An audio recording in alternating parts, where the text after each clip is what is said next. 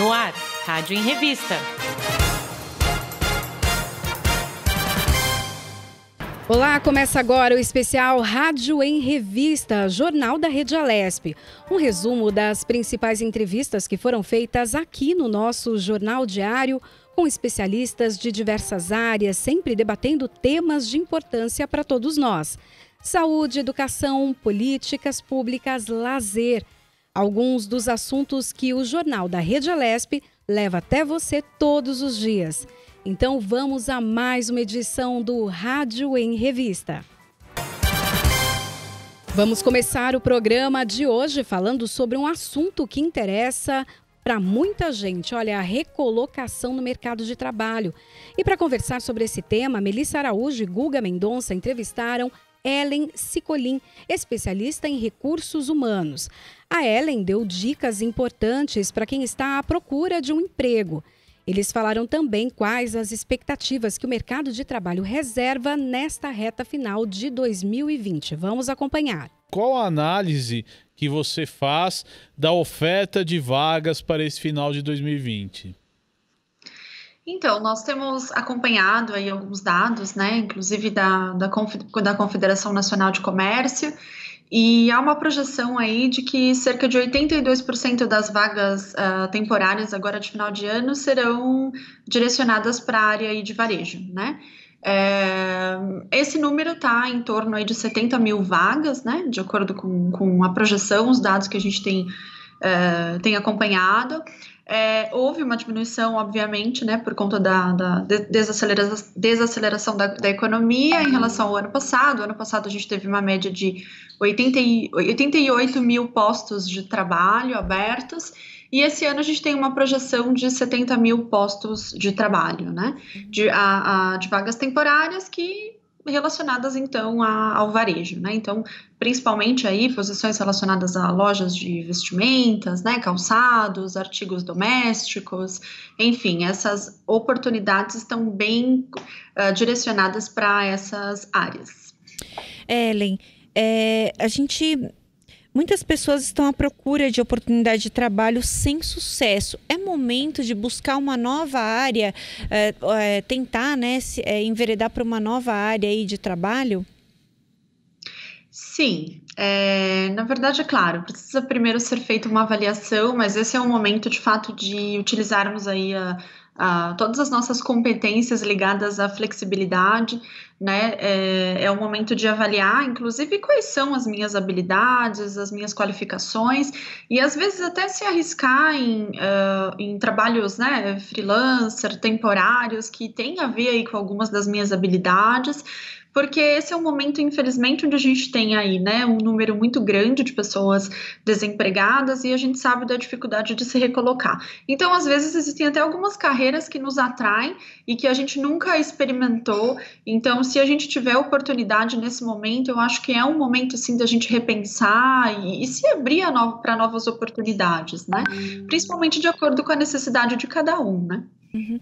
Ellen, a gente sabe que tem um monte de gente por aí que é habilidosa, criativa, tem uma força de trabalho grande, só que não tinha tempo para fazer, por exemplo, trabalhos manuais ou marcenaria ou outras coisas que são diferentes. É também tempo de buscar um curso, dá tempo, né, para buscar um curso que possa trazer uma habilidade, de repente até para fazer em casa mesmo, para fazer uma venda direta aí com o consumidor, com o público?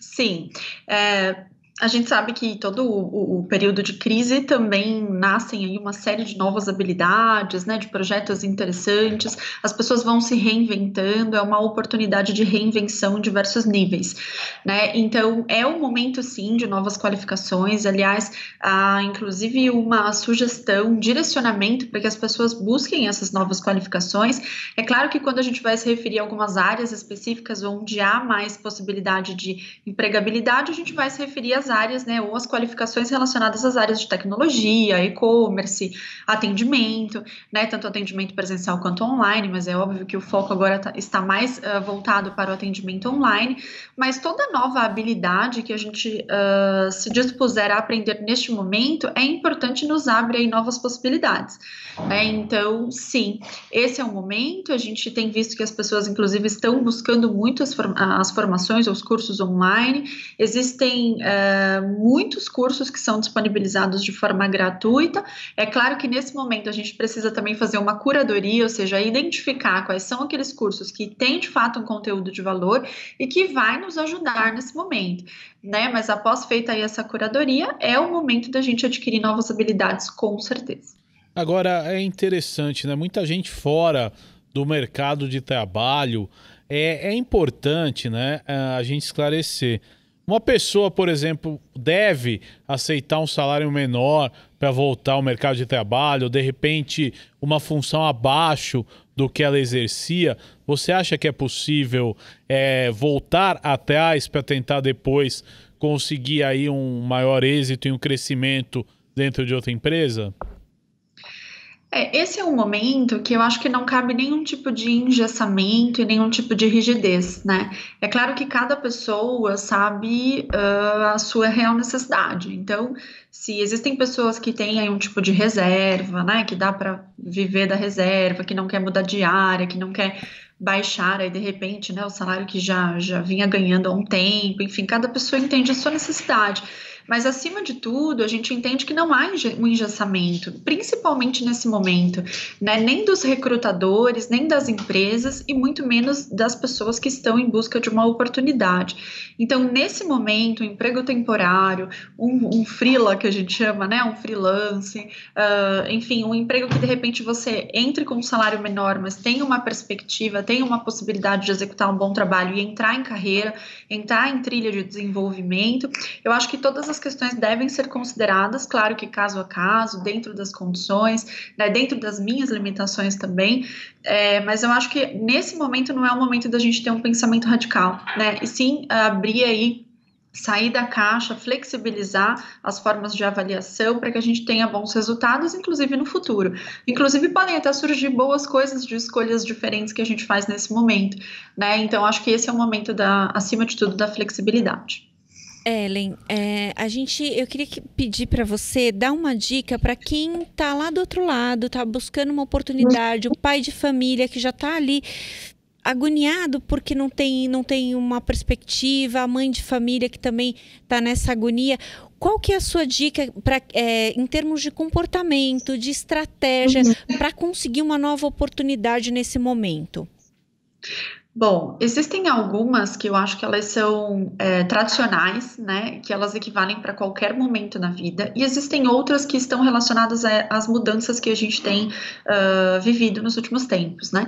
Então, eu acho que as tradicionais, que a gente já vinha falando mesmo antes da pandemia era quando em situação de desemprego e de busca de colocação, a gente separar períodos do dia, criar horários mesmo para que a gente faça as buscas necessárias das oportunidades via a internet, né? Então, a gente separa um horário na agenda. Então, eu vou ficar aqui, por exemplo, das 8 da manhã às 11, todos os dias, focada em entrar em sites de emprego, né, em buscar informação de onde existem oportunidades. Enfim, eu vou alocar minha atenção, colocar minha atenção num período determinado todos os dias, né, para eu aumentar a possibilidade aí, de visibilidade das empresas no meu perfil, do meu currículo. Então, essa é uma estratégia que a gente utiliza bastante. A outra questão que a gente já vinha falando que é tradicional é cuidar das nossas redes sociais, né? A gente sabe, e isso vem aumentando muito, que as avaliações hoje dos recrutadores em relação aos perfis estão ocorrendo muito em questão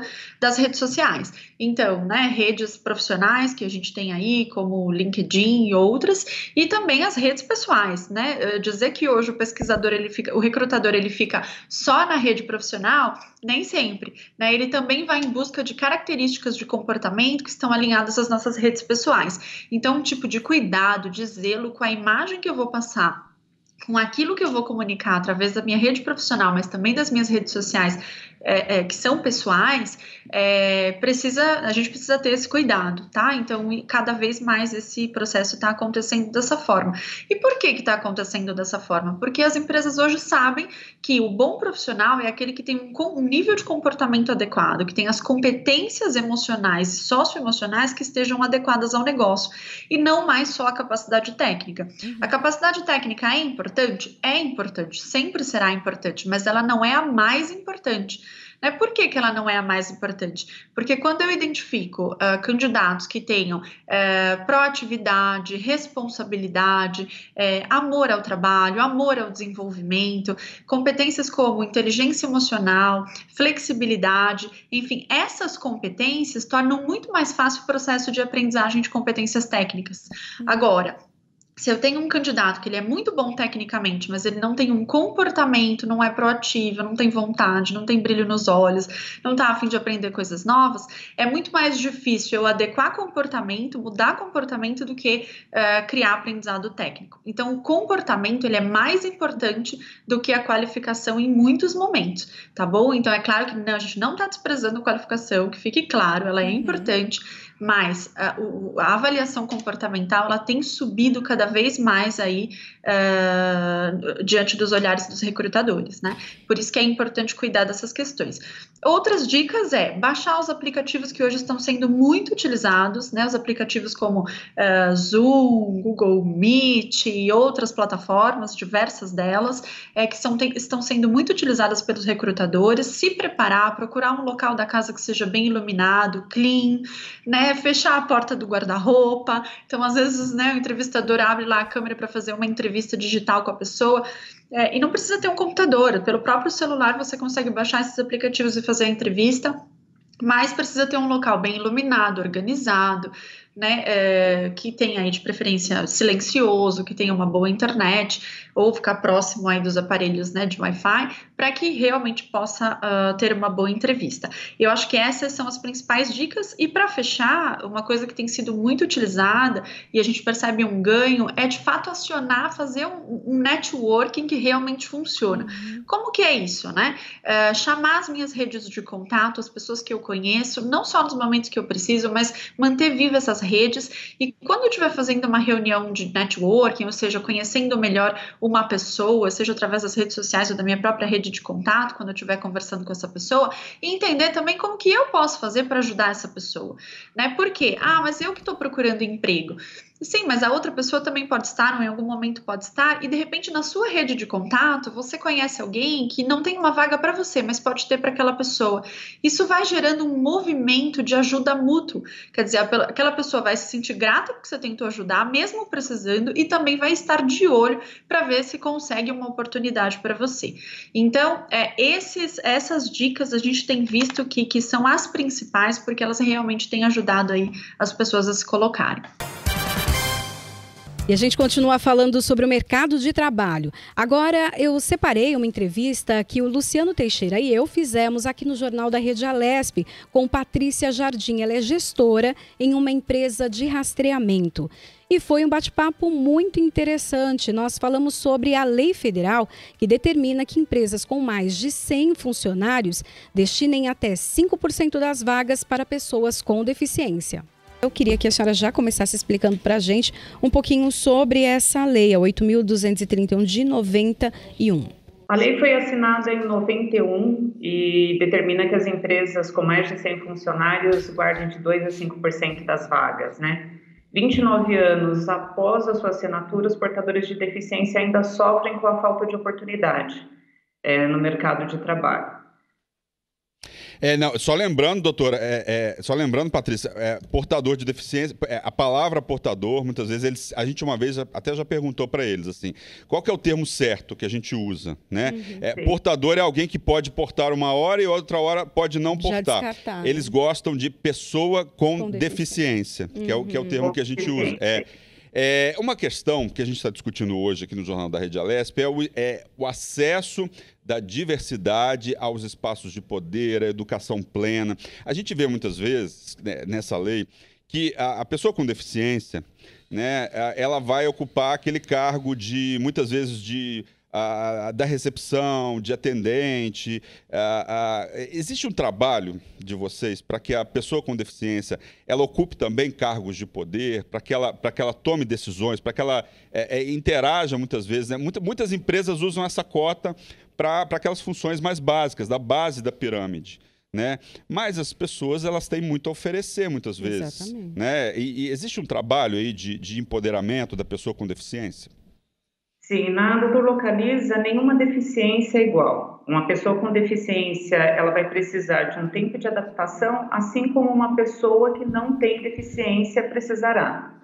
Então, o nosso acompanhamento com todos eles é buscando entender como nós podemos contribuir nesse desenvolvimento, tanto na acessibilidade do local, quanto na acessibilidade instrumental, para que a gente possa, juntos, trabalhar continuamente para que eles consigam se desenvolver e chegar em cargos de liderança.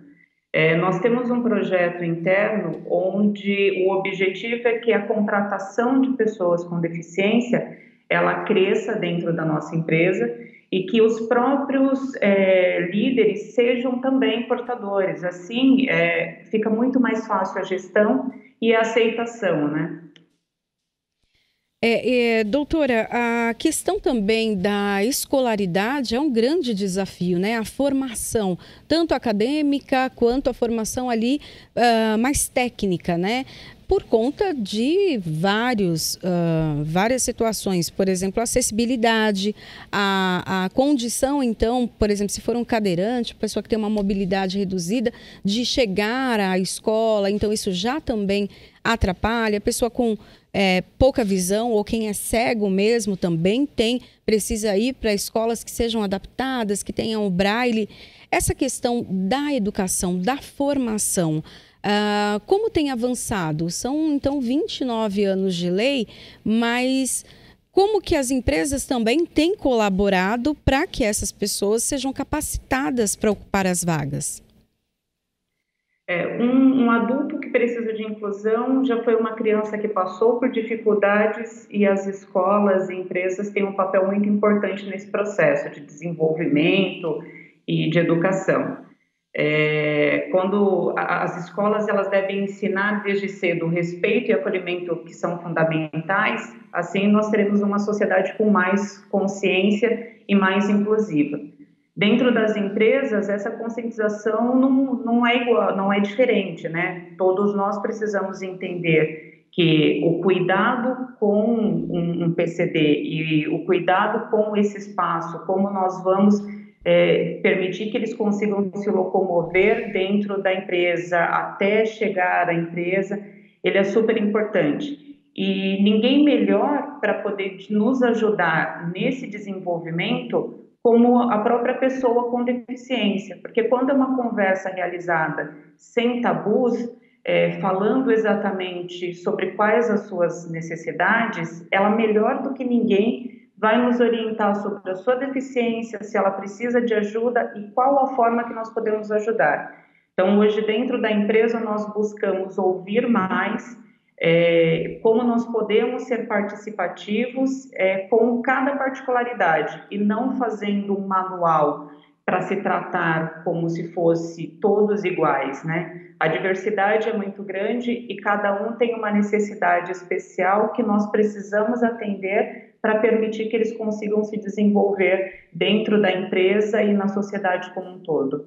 A gente está vendo aqui, eu estou vendo estatísticas em relação a pessoas com deficiência no Brasil.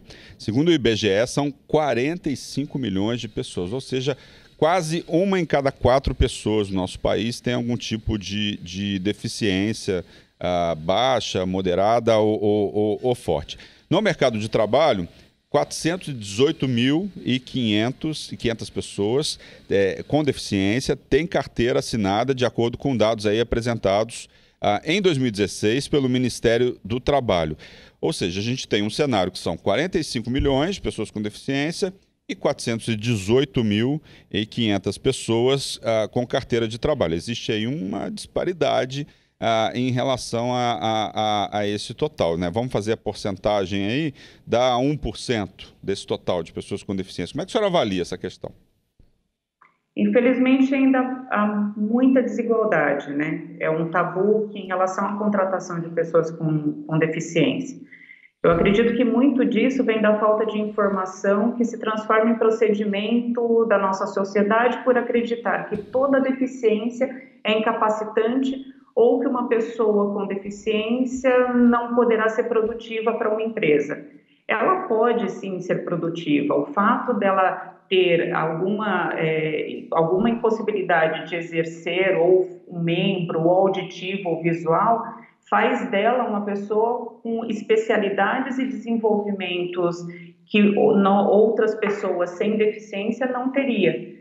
Então, na Doutor Localiza, nenhuma deficiência é tratada de forma igual, né? Nós temos um respeito muito grande e essa preocupação do entendimento de como nós podemos fazer com que todos sejam aceitos dentro da nossa empresa. Patrícia, até no caso agora que a gente vive, né, da pandemia e teve toda esse impacto no mercado de trabalho também, com várias demissões, você tem informações de como as pessoas com deficiência acabaram né, tendo, qual o impacto que elas tiveram no trabalho nesse momento de pandemia? Muitas tiveram um impacto muito grande pela dificuldade de locomoção, até mesmo como são pessoas que têm menos acesso, né, e menos oportunidades de trabalho, é um número que ficou bem mais desprestigiados e sendo os primeiros a serem desligados.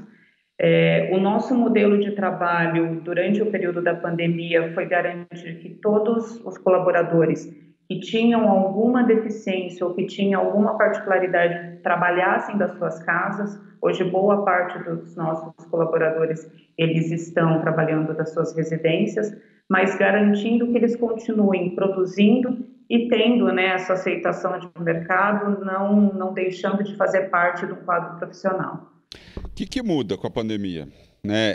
Essa possibilidade de realizar home office facilita o trabalho para pessoas com deficiência? Elas estão ali nas suas casas já devem estar, boa parte, adaptadas a essas pessoas, né? Esse ambiente de home office, que é algo que vai ser híbrido, que vai ter, enfim, né? A gente aqui, por exemplo, a gente vive isso, né? Parte da semana de trabalho em casa, parte aqui.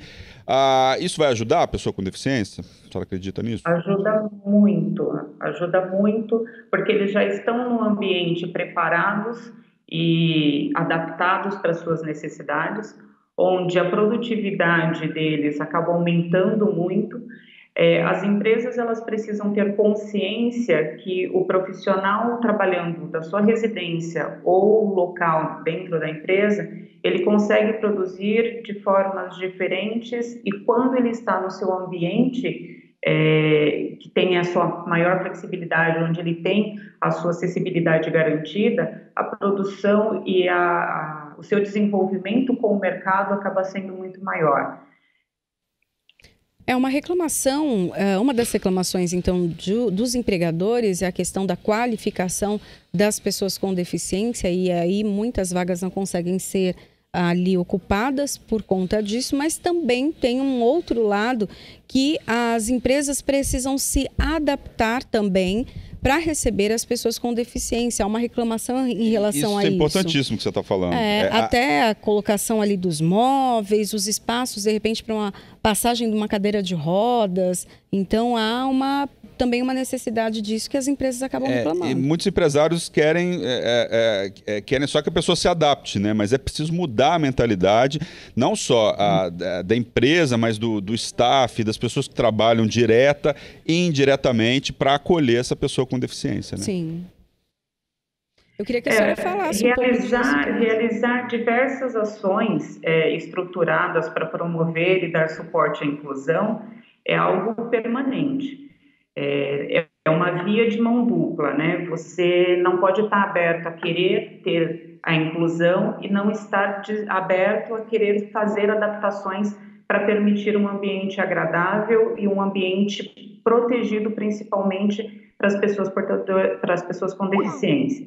Então, toda vez que você pensa em abrir uma vaga para um determinado perfil de candidato, indiferente da sua qualificação, tem que estar aberto também que você vai realizar uma inclusão onde você está colocando uma pessoa dentro da sociedade participativa, se emancipando e tendo ali acesso à sua autogestão, né? É uma participação muito social, uma participação social muito importante que nós, como empresários, precisamos ter, né? Não pode pensar que somente a pessoa portadora que tem que se adaptar a um ambiente onde todas as outras pessoas têm facilidade de locomoção, têm facilidade de exercer aquela atividade e ela precisa se adequar. Ao contrário, né? A empresa ela tem que estar muito mais aberta a entender, se preparar, entender como vai receber esse profissional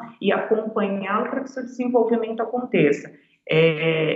Eu entendo que é uma via diferente de contratação.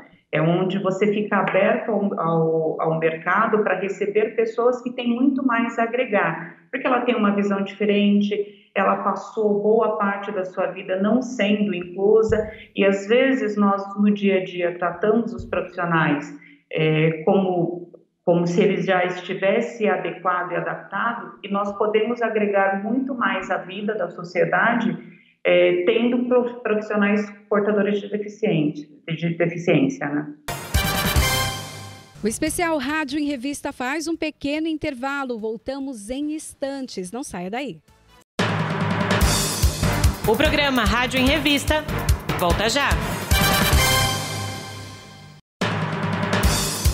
Estamos de volta. Rádio em Revista.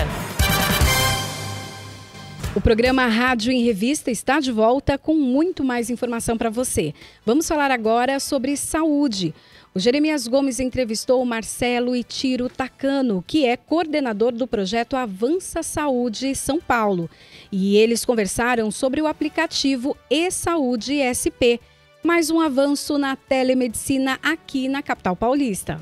O senhor vai falar para a gente sobre um aplicativo, é isso? O que é o eSaúde? O eSaúde SP é uma plataforma de integração de dados clínicos com viabilização da telemedicina. Então, é uma ferramenta muito importante para a população paulistana, não só no sentido de ser mais um canal de acolhimento, esclarecimento de dúvidas e atendimentos relacionados ao Covid, mas também como estratégia de promoção e prevenção do seu autocuidado. Agora, então, vamos lá. Eu estou aqui com o meu celular, vou tentar baixar o eSaúde. Ele existe desde quando? Como é que está funcionando? É uma iniciativa que foi iniciada em meados de junho deste ano, né? É uma plataforma que pretende integrar todas as informações de saúde relacionadas ao cuidado dos pacientes. Então, ela está trazendo para o seu interior as passagens na atenção primária, as passagens na atenção hospitalar, os resultados dos exames laboratoriais e o acesso aos exames de imagem de todo o procedimento realizado dentro dos equipamentos sob gestão municipal. Ele permite ao cidadão, inclusive, que ele agregue para o seu interior as passagens relacionadas aos equipamentos de saúde sob gestão estadual e até mesmo a iniciativa privada. Então, na verdade, é uma evolução da saúde digital que pretende agregar eficiência, mobilidade e comodidade ao cidadão paulistano. Quais são os benefícios para o usuário? Quais são os benefícios para a rede pública de atendimento do aplicativo? Então, primeiro que ele pode, né, ter o registro e a portabilidade de tudo que for relacionado à sua saúde, né? Então, acabou a sacola de exames. Para o paciente ter, né, o acesso, não só para ele, mas para o profissional de saúde que for fazer a sua assistência, ele leva consigo todo o seu histórico. O acesso a essa informação ela vai promover um cuidado mais efetivo e mais racional, né? Então, o exame não só vai ser pedido com cada vez mais racionalidade, mas ele poderá ser avaliado em tempo oportuno, seja presencialmente, seja pela ferramenta de telemedicina. A segunda ação importante é que a plataforma ela possui ferramentas, instrumentos para que ele consiga monitorar o seu autocuidado.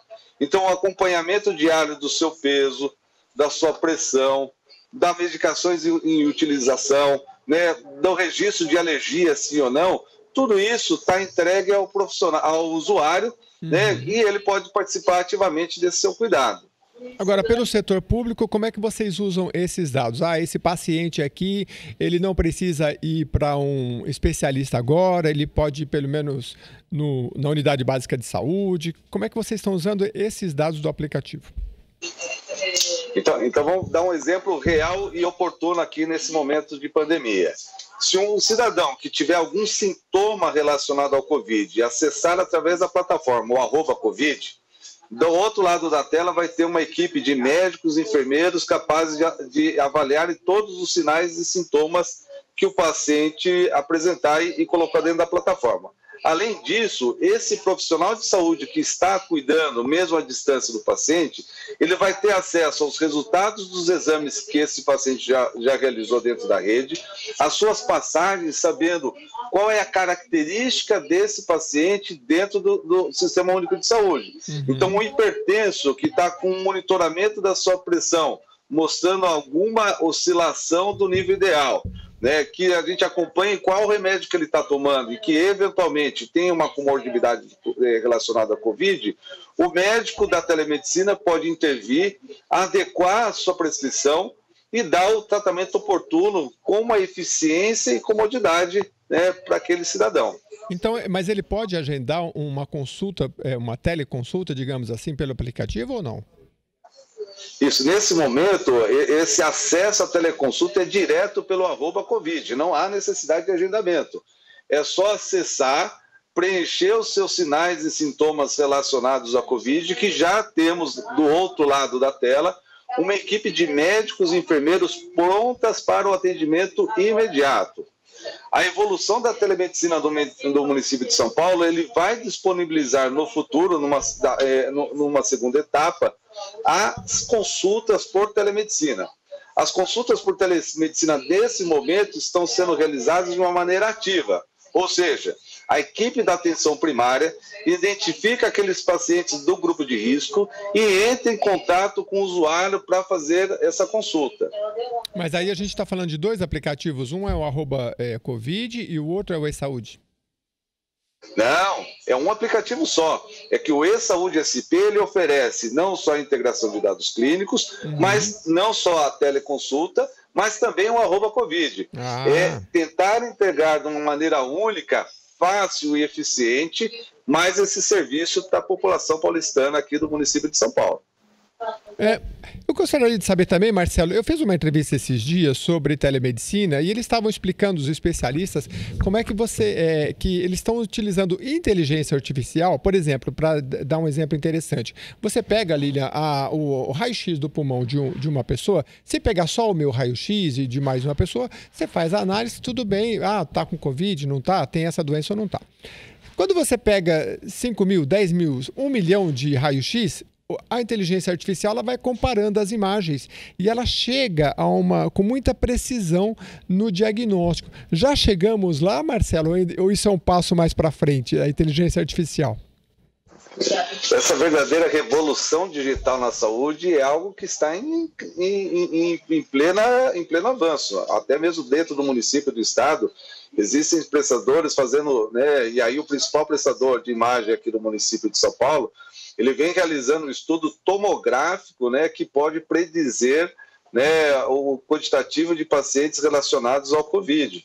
Isso é um exemplo, mas com certeza você informatizando, provendo a questão da digitalização, jogando essas informações para serem utilizadas de maneira responsável, né, considerando todos os critérios da Lei Geral de Proteção de Dados, e trazer benefício, não só para a gestão, mas principalmente para o usuário. A gente precisa se instrumentalizar para antecipar os problemas e agir de forma oportuna ao cuidado de saúde. O que mais que o senhor tem de orientação para a população? Eu fico pensando nos nossos velhinhos, Marcelo, como é que faz? Aí o idoso, às vezes, eu fiz o cadastro agora, tá dando tudo certinho, tá avançando. Mas, às vezes, os velhinhos não enxergam aquelas letrinhas pequenininhas, tem dificuldade. Aí, no caso, um filho, alguma pessoa mais próxima, pode usar também e orientar o idoso? Pode sim, né? Essa é uma situação que é permitida. Mas deixa eu destacar uma questão muito importante. a ação de teleassistência, ela ocorre também paralelo ao cadastro prévio do paciente no e-Saúde SP. Então, o idoso é um público-alvo que nós temos muito carinho, né? Até porque ele necessita de um cuidado especial. Então, para você ter uma ideia, toda a população idosa que a gente identificou que foi acometida do Covid está recebendo um contato por telemedicina, primeiro pelo telefone, se necessário por vídeo, das nossas equipes da atenção primária, independente se essa população idosa baixou ou não o e-Saúde SP, porque o benefício está justamente na integração dos dados clínicos e entregar também aos profissionais da rede uma ferramenta de apoio ao segmento da população. É ter a certeza que a tela não está distanciando o usuário do seu cuidado, e sim aproximando. Eventuais dificuldades de acesso, né, com os aparelhos eletrônicos, elas podem e devem ser dissipadas através da ação ativa da municipalidade em relação ao seu cuidado. E a gente continua falando sobre saúde. O Brasil sempre foi referência no tratamento de pacientes portadores do HIV. E foi sobre esse tema que Tayana Conrad e Julie Stanzioni conversaram com o médico infectologista Ricardo Sobier Dias. Eles falaram sobre tratamento e também métodos preventivos contra a doença. Doutora, acho muito importante a gente começar então essa entrevista explicando para quem está em casa o que é o HIV. O HIV é um vírus que a gente consegue adquirir, não é muito fácil adquirir, mas quando adquire o dano é muito ruim para o nosso corpo e ele é transmitido principalmente pelo contato sexual.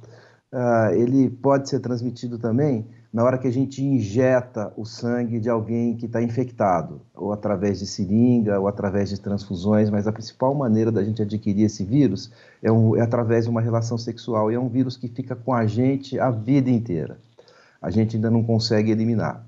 A gente consegue controlar a infecção com os medicamentos que a gente tem hoje em dia, mas mesmo assim a gente não pode nunca parar o tratamento porque o vírus volta a se manifestar de forma muito forte e o corpo da gente sofre com isso. Nós convidamos justamente o doutor Ricardo para falar e repercutir um projeto de lei que tramita aqui na casa, o 10.920, de 11 de outubro, um projeto do deputado, então, Eli Correia Filho, que obrigaria as delegacias de polícia a informar as vítimas de crimes contra a liberdade sexual o direito de tratamento preventivo com a contaminação, então, do vírus HIV. Aproveitando o gancho, doutor, queria que o senhor falasse, então, para a gente como é feito o tratamento. O tratamento, no momento que a pessoa sabe que tem o vírus, ela começa a tomar uma associação de medicamentos para paralisar esse vírus. A gente chama essa associação de coquetel. Ela contém normalmente 3 medicamentos. Agora, você levantou um ponto que é muito interessante, que com os medicamentos, com parte desse coquetel, ou mesmo com o coquetel inteiro, a gente conseguiria prevenir a infecção pelo HIV. Então, ele não só serve para tratar e controlar o vírus na hora que a pessoa adquire o vírus, mas também para prevenir. Como se fosse uma pílula anticoncepcional que a pessoa tomaria todo dia para não pegar. Isso chama profilaxia pré-exposição, tudo tem nome e sobrenome em medicina, né? Ou como uma pílula do dia seguinte, para a pessoa não engravidar, que é a profilaxia pós-exposição. Esse projeto de lei que você acabou de mencionar, ele funcionaria como uma pílula do dia seguinte para quem não quer engravidar. Seria a profilaxia que a pessoa toma, um medicamento do coquetel, e dessa forma ela não adquire o vírus. O senhor até mencionou, então, essa pílula que seria como uma pílula do dia seguinte. Dentro desses estudos que o senhor já participa, então, da possibilidade de cura para quem tem o HIV, o que o senhor pode trazer para a gente de novidade aí? Como eu falei para vocês, na hora que a gente adquire o vírus, ele fica no nosso corpo o resto da vida. Ele fica guardadinho lá dentro. Ele fica dormindo em alguns lugares do corpo. Então, todo mundo, o mundo inteiro hoje em dia tem como desafio de pesquisa moderna tentar eliminar esse vírus que fica guardado na gente para a gente conseguir a cura. Hoje em dia a gente chama a cura de remissão sustentada do HIV sem antirretrovirais. Antirretrovirais é o tratamento do coquetel.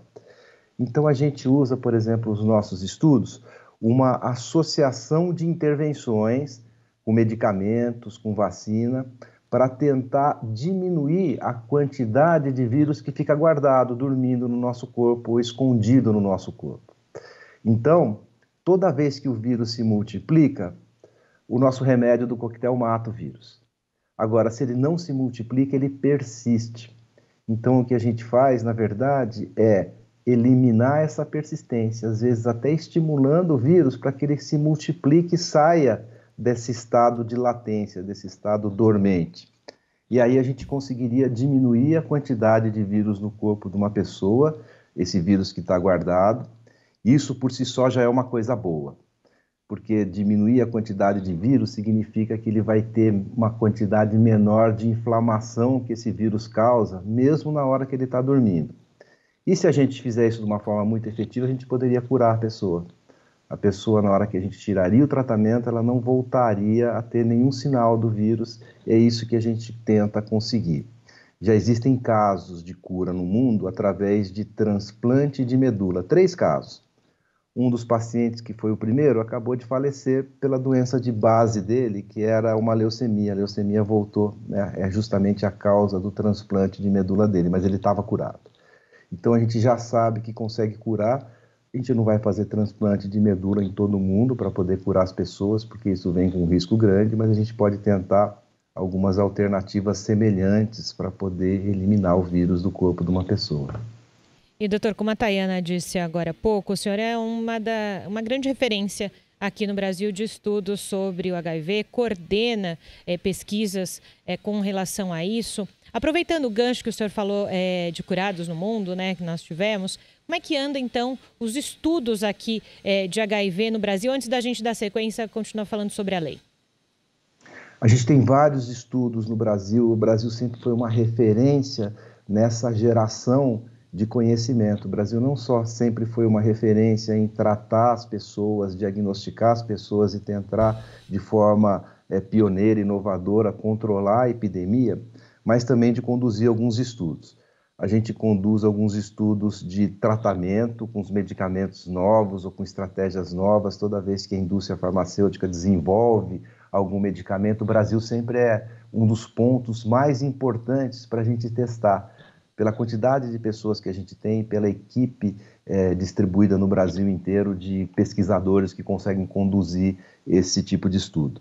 Com relação a estudos de cura, a gente conduz estudos que são inovadores e que não são feitos de forma semelhante em nenhum lugar do mundo ainda, né? A gente vislumbrou algumas estratégias que são diferentes e que aparentemente tem tudo para dar certo, né? A gente tem evidências de que elas estejam dando certo, e nos nossos estudos de cura a gente está esperando um pouquinho abrandar a pandemia para poder recrutar uma quantidade maior de pacientes para reproduzir o que a gente já tem, que é tratar algumas pessoas com algumas combinações de tratamentos que a gente desenhou para poder controlar essa infecção e, eventualmente, até pensar numa possível cura no futuro dessas pessoas. Agora, doutor Ricardo, como a Júlia já citou aqui no comecinho da entrevista, o Parlamento Paulista aprovou, então, a Lei 10.920, né, de 11 de outubro de 2001, que obriga as delegacias a informar as vítimas de crimes contra a liberdade sexual sobre o direito, então, ao tratamento preventivo ao vírus HIV. Qual é a importância dessas vítimas saberem, então, desse direito? Isso é muito importante, né? Isso daí é uma coisa já protocolar no ambiente médico. Toda vez que a pessoa sofre qualquer violência sexual e ela pode estar exposta a qualquer tipo de infecção que vem através de uma relação sexual, ela tem direito de fazer diagnóstico e de fazer prevenção. A gente é muito efetivo em fazer isso com HIV. No momento que a pessoa tem esse tipo de exposição, a gente testa essas pessoas para saber se elas já não têm o vírus, e depois a gente dá o medicamento, que é a pílula do dia seguinte, por um período de 4 semanas, para que ela não adquira o HIV. A gente faz isso também com sífilis, a gente faz isso também com outras infecções sexualmente transmissíveis, como clamídia e gonorreia, e a gente faz isso também com hepatite B. Então, é um combo que o protocolo médico já tem, de tentar prevenir as infecções nessas pessoas. Dentre essas infecções todas, é claro que o HIV é a mais ruim, porque é a infecção da qual a pessoa não vai se livrar, enquanto que das outras ela tem alguma chance de se livrar. E dessa forma, é muito importante que a gente tente prevenir a infecção pelo HIV. Cada infecção que a gente impede, a gente corta a cadeia de transmissão, ela não vai transmitir para outra pessoa, e a gente melhora, a gente faz com que essa pessoa tenha uma expectativa de vida melhor. Então é muito importante esse tipo de lei, porque ela transforma essa informação numa obrigatoriedade, né? Nem todo mundo tem a obrigação de ter acesso à informação, mas na hora que isso daí vira uma lei, a gente acredita que isso aí fique muito mais efetivo. Então é uma coisa muito boa que está acontecendo. Vamos a mais um intervalo e na volta novas entrevistas com muitos assuntos de interesse para você. O Especial Rádio em Revista volta já. O programa Rádio em Revista volta já. Estamos de volta. Rádio em Revista. Estamos de volta com o programa Rádio em Revista. E agora eu separei uma entrevista que a secretária de Desenvolvimento Econômico de São Paulo, Patrícia Ellen, fez com as apresentadoras Júlia Stanzioni e Tayana Conrad. E a secretária falou do programa do governo que vai investir 86 milhões de reais na construção e reforma de 18 ETECs e 5 FATECs em diversas cidades do estado. Um projeto que deve durar até o fim de 2021. Vamos acompanhar. Quais cidades, então, serão beneficiadas nesse momento com esse investimento? Nós temos aqui 13 municípios sendo beneficiados. Do valor total, nós temos 57 milhões 823 mil aplicados a obras de construção de novas unidades, 2 ETECs que serão implantadas nos municípios de Cravinhos e Sumaré, 2 FATECs que serão implantadas no município de Rio Claro e Suzano. Além disso, nós temos 28 milhões 474 mil que serão destinados a obras de reformas e adequação de 16 ETECs e 3 FATECs. E os municípios que serão beneficiados, na verdade, essas reformas, em muitos casos, são quase construções de ETECs novas, veja, pelo valor, né? Então, os municípios que serão beneficiados são Bauru, Carapicuíba, em Carapicuíba é uma ETEC e uma FATEC, Espírito Santo do Pinhal, Jundiaí, Limeira, Mauá, Piracicaba, Rio Claro, Santa Fé do Sul, São José dos Campos, também com uma ETEC e uma FATEC, e São Paulo, com 8 ETECs. E, secretária, qual é o objetivo, então, dessa iniciativa? Bom, com essa iniciativa, nós mantemos e honramos o compromisso do governador João Dória de triplicar o acesso ao ensino técnico para os jovens do ensino médio. Além disso, viabilizar oportunidades de emprego e renda para a população, incluindo também adultos e idosos, através da qualificação profissional. Com essas reformas e novas unidades, nós vamos alcançar 300 unidades em todo o estado de São Paulo, ampliando ainda mais a oferta de formação profissional aos jovens e adultos que buscam oportunidades. Nós também fizemos um trabalho diferenciado desta vez para a organização do currículo, escolha dos cursos que serão oferecidos nas ETECs e FATECs, de acordo com o interesse da população da região e as oportunidades de empregabilidade. E a senhora é secretária, então, de Desenvolvimento Econômico, e quando a gente fala desse investimento em escolas técnicas, em faculdades de tecnologia, também estamos falando em giro de economia, em colocar esses profissionais para a área de trabalho. Como nesse momento de pandemia que a gente vive, essas construções de ETECs e FATECs podem auxiliar, então, nessa retomada econômica? Não, sem dúvida, hoje, um dos principais pilares para que nós tenhamos uma retomada econômica sustentável no longo prazo, inclusiva, né, para que esse cenário de desigualdades que se acentuou durante a pandemia no estado de São Paulo, no Brasil e em todo o mundo, ele precisa ser tratado em diversas frentes. E o investimento em educação de qualidade, em especial nesse caso ensino técnico, para uma melhor conexão com o mundo do trabalho, é fundamental. Primeiro porque os nossos jovens, mais da metade deles, aqui em um estudo que foi feito em parceria com a Secretaria da Educação, com o secretário Rossielli, indicam que uma melhor conexão com o mundo do trabalho é uma forma direta de garantir que eles permaneçam na escola e concluam o ensino médio.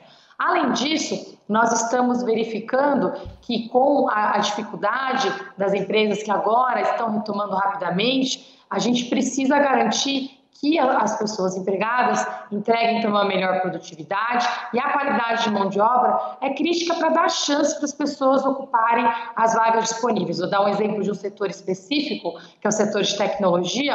É um setor que tem crescido muito, e muitos modelos aqui de atendimento remoto, online, cresceram substancialmente durante a pandemia, mas tem faltado mão de obra qualificada para muitas das habilidades necessárias nesse setor, assim como o setor de alimentos. Então, o que nós fizemos foi entender as demandas e trazer cursos relacionados a essas demandas para aumentar a oportunidade de empregabilidade da população. Secretária, essa iniciativa ela está diretamente ligada, né, à Agenda de Desenvolvimento Sustentável da ONU, certo? Queria que a senhora falasse um pouquinho mais sobre isso.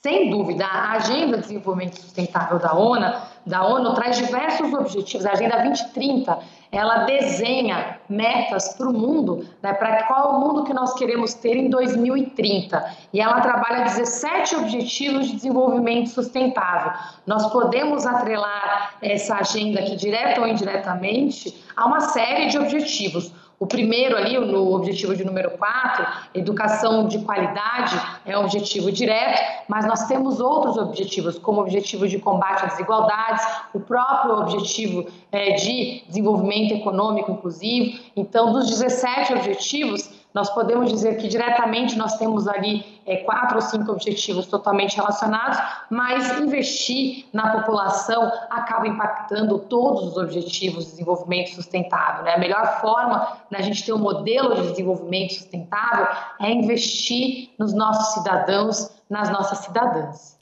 E justamente na sua fala inicial, secretária, a senhora falava sobre essa questão de dar novas oportunidades. E nesse momento de pandemia, nesses últimos meses, a senhora muito bem envolvida com relação a isso, tudo que o governo do estado de São Paulo tem feito, eu imagino que esse dar novas oportunidades nesse momento de pandemia se torna fundamental. Não só para as pessoas mais velhas, mas nesse caso também dos mais novos, né, de projetarem algo novo para a vida. Sem dúvida. Acho que o governador João Dória tem dito uma frase aqui que crise se vence com trabalho, emprego e renda, né? E nós temos aqui um desafio grande pela frente, que é exatamente devolver aos nossos jovens o direito de sonhar. Nossos jovens meninos, meninas, negras, da periferia, né? Eu vi na minha vida, na minha trajetória pessoal, como a educação, acesso à educação de qualidade transformou a minha vida. É inaceitável que em pleno século XXI o CEP de uma pessoa determine o seu destino. E isso só vai mudar com investimento em educação de qualidade numa escala nunca vista. No estado de São Paulo esse ano nós demos grandes passos. O secretário Rossielli anunciou há 2 semanas atrás também a maior expansão do ensino integral, né, que é uma forma também de investir na qualidade de ensino para os nossos jovens, e com essa integração de levar o ensino técnico para dentro das escolas estaduais é outra forma direta de fazer essa aposta. Durante a pandemia nós temos também uma série de outras. A qualificação profissional dos cursos rápidos também é fundamental. Nós temos cursos de 80 a 120 horas para dar oportunidade para os idosos, para os adultos também, a se recolocarem no mercado. Nós lançamos o primeiro mutirão do emprego online, em parceria com as centrais sindicais, em especial a UGT nesse caso, e nós criamos uma plataforma online, que é o Meu Emprego Vaga Certa, para facilitar esse encontro entre as empresas que estão empregando e a população que está buscando oportunidade de trabalho. Nós conseguimos oferecer 12 mil vagas de emprego em todo o estado de São Paulo e tivemos em 72 horas 300 mil pessoas cadastradas buscando novas oportunidades.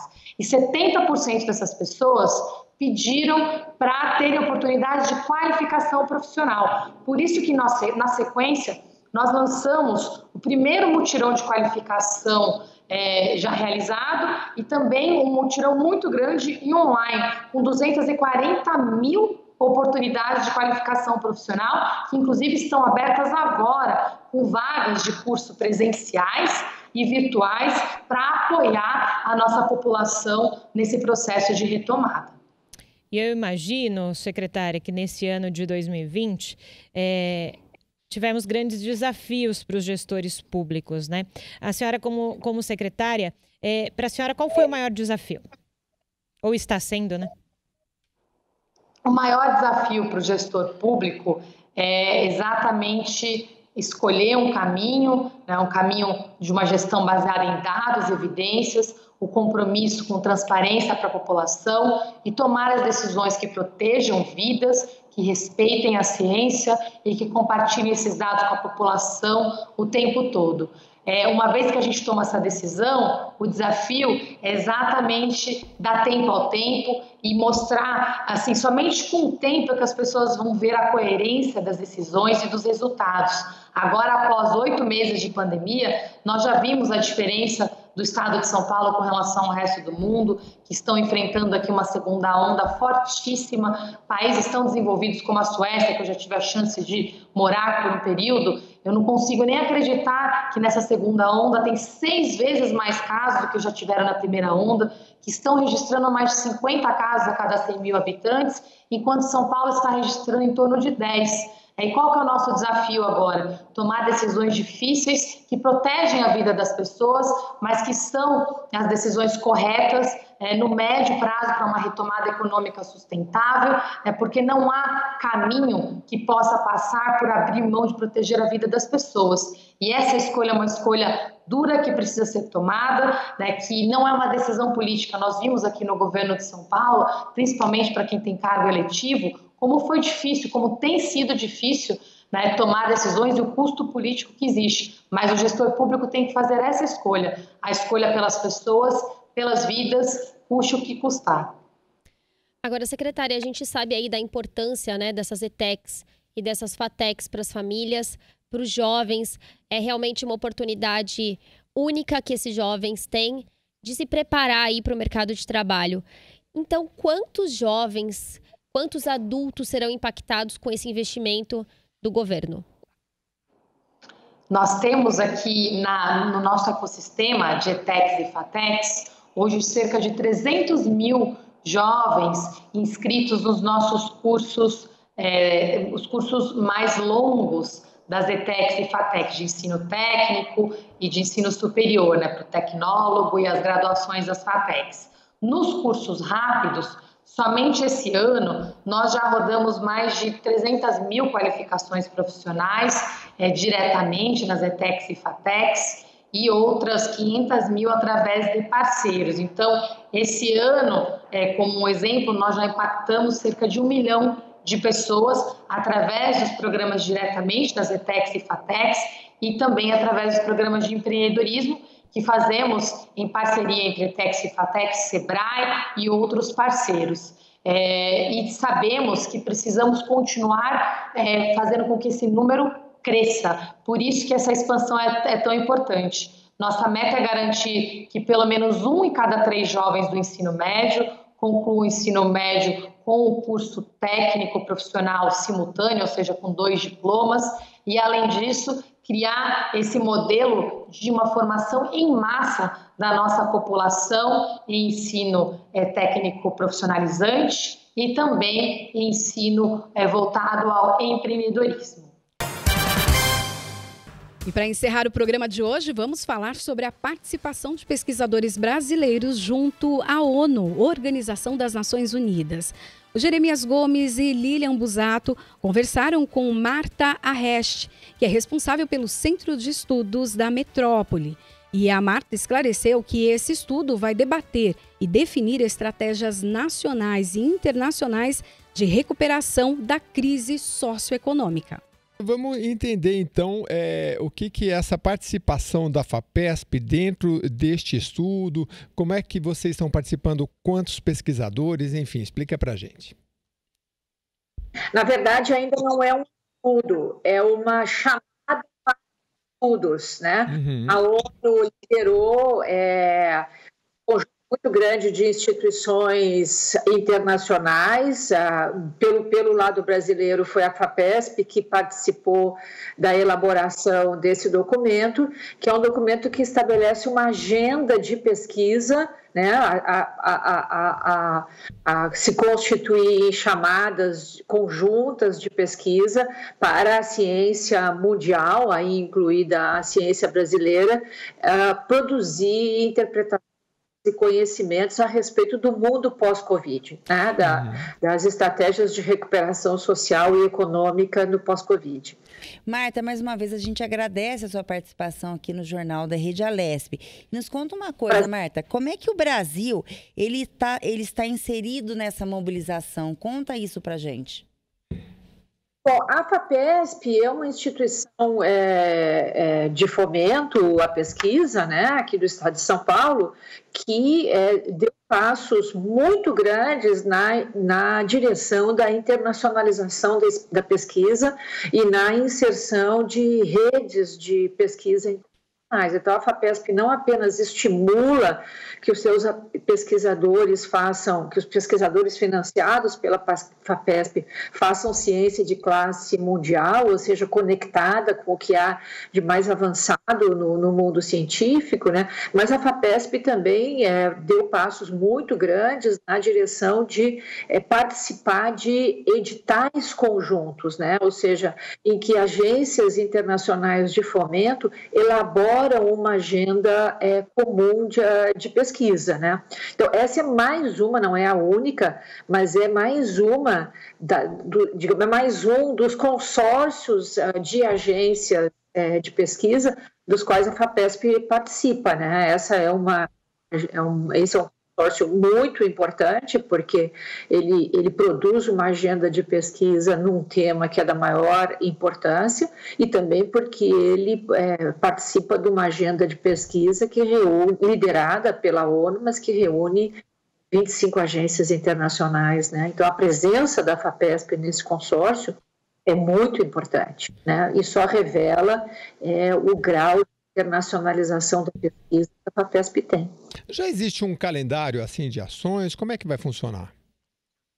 O próximo passo desse calendário é a divulgação do documento que define as substâncias da chamada, né? Esse documento já está pronto, né? Ele contou com a participação de 250 pesquisadores no cenário internacional e 25 agências de pesquisa, né? Então, e foi um documento produzido assim, então, com muita solidez do ponto de vista da sua substância, porque checado em várias instâncias. E o próximo passo é a divulgação desse documento e, em seguida, serão lançados editais de pesquisa pela FAPESP e por essas instituições, né? Ô, Marta, eu estou lendo aqui que são 25 temas distribuídos assim em áreas. Você pode explicar para a gente que áreas seriam essa e os temas, enfim? São 5 temas, né, abertos em 5 subtemas, né? Então, tem 5 chaves de leitura, né? Que tem a ver com estratégia no campo dos serviços sociais, né? Tem a ver com estratégias de implementação, em particular de inserção digital, tem a ver com saúde especificamente, tem a ver com recuperação econômica e com... Ai, meu Deus, eu estou sendo... Aqui. Não tem problema, mas você já falou temas, eu estou anotando aqui, extremamente importantes, recuperação econômica e a inserção digital. Nesse campo da inserção digital, tem alguma coisa relacionada à educação? Porque a gente viu assim... Tanto no serviço público quanto no particular e até nas universidades, todo mundo muito perdido, né? A FAPESP deve dar alguma contribuição nesse sentido? Então, veja, eu volto a destacar um ponto importante. Essa chamada é para uma agenda de pesquisa, né? E uma das questões importantes dessa agenda de pesquisa, inclusive nessa questão digital e sobretudo da natureza dessa chamada, é que os estudos se orientem a destacar e analisar e avaliar as práticas melhor sucedidas no campo da inclusão digital, por exemplo, né? Uma das grandes evidências e dado positivo da pandemia é que a inserção no mundo digital, né? No mundo online, né?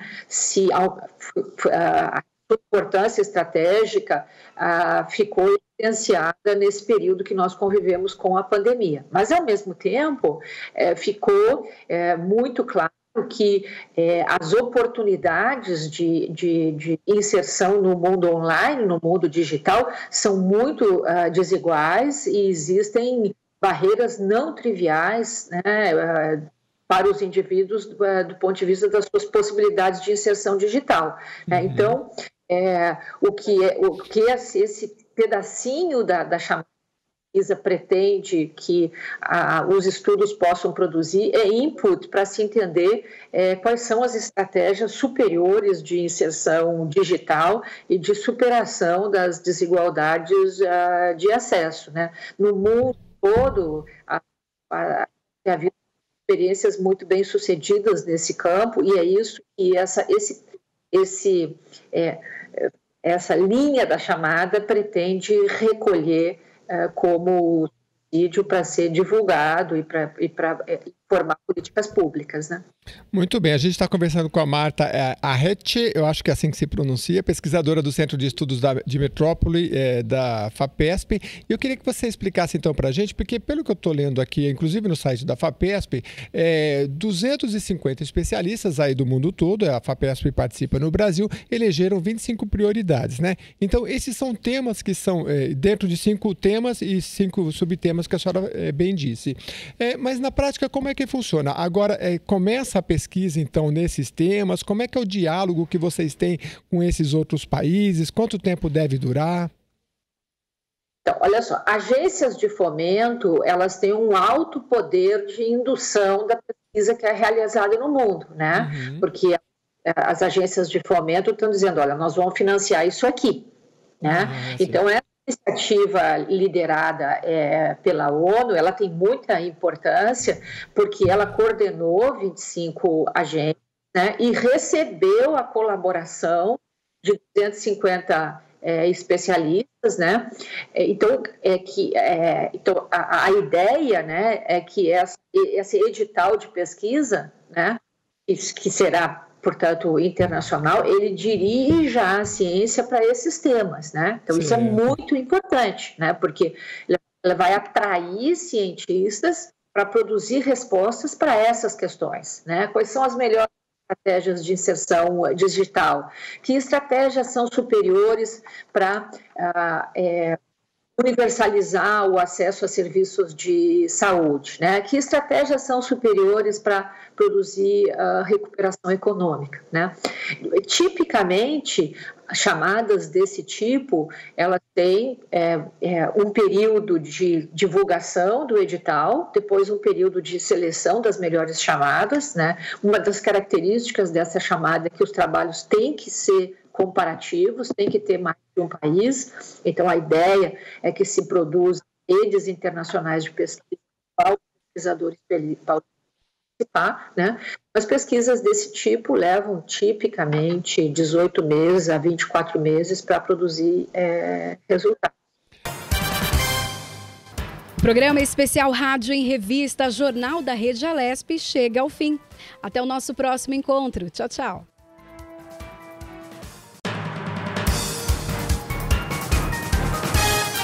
No ar, Rádio em Revista.